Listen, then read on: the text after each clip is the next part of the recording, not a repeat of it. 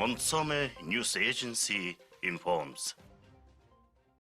43 Mongolian military officers who are being involved in training in Qatar within the framework of the cooperation between the Ministries of Defense of Mongolia and Qatar have come to their home country on a charter plane of the Armed Forces of Qatar as the coronavirus pandemic situation in Qatar has become difficult. The Qatari side has covered the expense for the flight.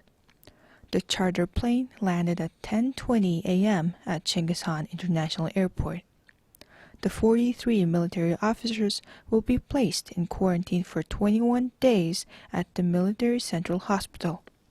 Inspectors of the Border Inspection Department of Pointuha Border Checkpoint checked the body temperature of the passengers, conducting medical supervision and taking other necessary measures.